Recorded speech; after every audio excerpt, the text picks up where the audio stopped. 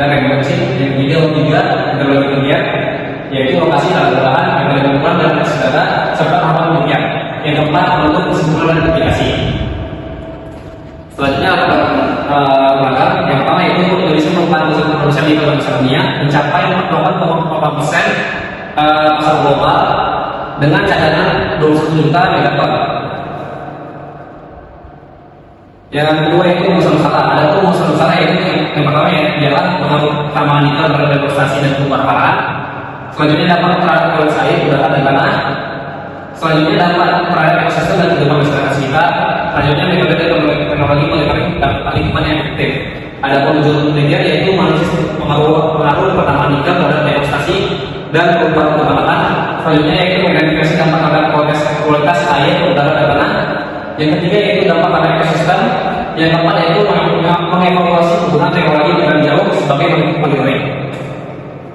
Selanjutnya sejarah pertama nikel Indonesia. Yang pertama pada tahun 1901 Belanda menemukan deposit nikel di Pulau Krebet, Sulawesi. Yang kedua yaitu 1901 produksi komersial nikel dimulai pada dunia akibat Perang Dunia II. Yang ketiga yaitu pada tahun 1998 yaitu PT Kalbe mulai beroperasi di Indonesia.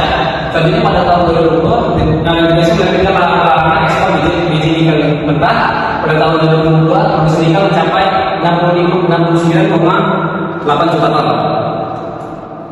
Selanjutnya potensi distribusi cadangan dan produksi nikel. Yang pertama ada di Sulawesi mencapai 26,6 ton, yang kedua Maluku 1,4 miliar ton, yang ketiga 4,40 juta ton. Pertambangan nikel. Yang pertama ada melalui suara, yang kedua ada pengolahan, yang ketiga yaitu kehilangan biodiversitas dari 1.000 spesies tumbuhan terancam di Pulau Bawah ini. Yang keempat yaitu emisi gas rumah kaca. Selanjutnya pengolahan lahan.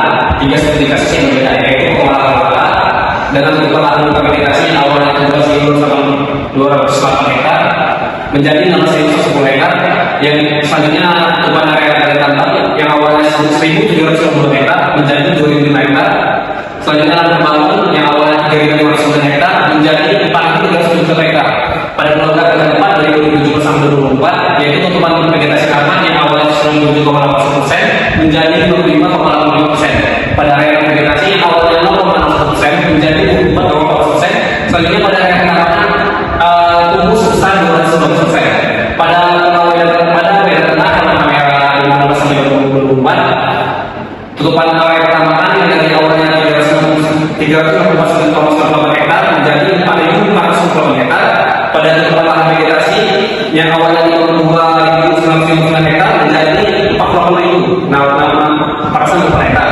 Pada tutupan pertumbuhan tambang pertambahan menjadi 1.110%. Dan balik kemana pencemaran air. Yang pertama ada sungai pengelolaan kemerahan akibat limbah tambang. Yang kedua air laut turun hingga 25 meter dari lokasi tambang. Yang ketiga air tanah terkontaminasi laut udara. Selanjutnya dapat lingkungan udara dan degradasi tanah. Yaitu pertama ada pencemaran udara akibat debu tambang menuju flu, bronkitis, pneumonia, asma dan bronkitis. Yang selanjutnya ada proses kematian terkait polusi mencapai 200 tahun. Selanjutnya degradasi tanah. Fisik tanah terganggu oleh pembangunan dan pemadatan lahan. Selanjutnya dapat sosial ekonomi pertama nikel. Yang pertama ada lahan pencarian, yang kedua ada lahan, yang ketiga perubahan sosial yang mengakibatkan pencarian masyarakat berganti dari agraris menjadi industri. Yang ketiga ekonomi positif.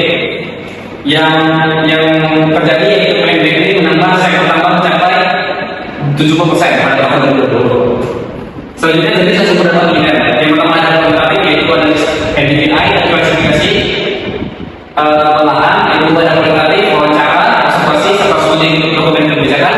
Yang ketiga ada sumber datanya yaitu data primer yaitu studi observasi, wawancara dan berikutnya yang keempat ada sumber yaitu sikap satelit, verifikasi dan komunikasi kimia. Selanjutnya teknologi penelitian jauh. Teknologi penelitian yang pertama sikap satelit yang digunakan adalah 892 teleskop. Selanjutnya lokasi penelitian yang ada di Pemalat, Sutra, Kedatangan Lampung Tengah, Pulau Kalimantan Barat, Melawi Barat. Selanjutnya tahapan yang pertama itu persiapan pengumpulan data, validasi, analisis serta laporan. Kesimpulan dari rekomendasi. Yang pertama Indonesia merupakan produsen nikel terbesar dunia. Yang kedua, deforestasi berarti perubahan lahan turun dari 50% menjadi 50% dalam 5 tahun. Selanjutnya pencemaran air di dalam tanah menimbulkan resiko kesehatan serius. Yang keempat, jadi perubahan plastik. Contohnya yaitu aliran gas program yang dari 0,6% menjadi 4,4%. Selanjutnya teknologi jarak jauh, yaitu DBE, kaca, sedimen, serta UNESCO. Demikianlah